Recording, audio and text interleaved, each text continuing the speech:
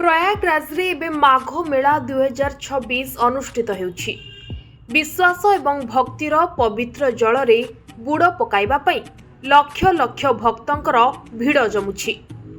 एही विशाल मेलारे एबे एक नुआ चेहरा सोशल मीडिया रे झड़ सृष्टि करिछि। भाइराल हेउछि बंगलारू आसीथिबा आनंद राधा गोस्वामींकर फोटो। तांकु लोके नुआ मोनालिसा बोली डाकुछंती। गत वर्ष 2025 महाकुंभरे माला बिक्री करुथिबा मोनालिसा भोंसले तांकर नील आखि और सुंदर चेहरा पाई राताराती भाइराल होइथिले। से एबे सेलिब्रिटी पर्यायर पहुंचिछंती।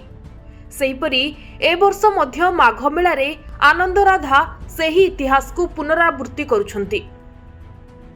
बंगलारू आसीथिबा आनंद राधा एक स्टॉल रे देवी दुर्गा लकेट, रुद्राक्ष मणि एवं अन्यान्य धार्मिक सामग्री बिक्री करुछंती।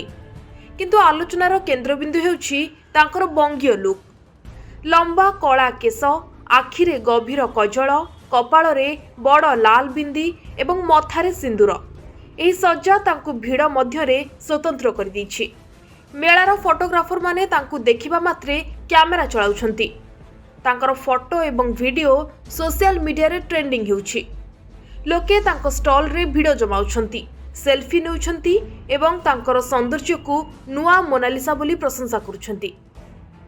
मोनालिसा को परि आनंद राधांकर मध्य एक साधारण जीवन रहिछि। से केवल जीविका पई मेला को आसिछंती। किंतु एही भाइराल ख्याति तांको जीवन को बदलाई देबो कि एहा एबे समस्तंकर प्रश्न। कहबाकू गले माघ मेलारे एभली भाइराल चेहरा प्रति वर्ष देखा जाए। यह आस्थार सह मानवीय आकर्षणर एक मिश्रण। कड़ा सुरक्षा व्यवस्था, 42टी अस्थायी पार्किंग एवं विशाल भिड़ निकटरे आनंद राधा उपस्थिति मेला को आहुरी रोचक करिछि। लोके आशा करुछंती जे मोनालिसा भली तांकर मध्य एक उज्जवल भविष्यत हेबो। सेबे चर्चार केंद्रबिंदु एवं एही भाइराल यात्रा तांको पई नुआ द्वार खोलिबो कि नाही समय कहबो। Bureau report, Odisha connect.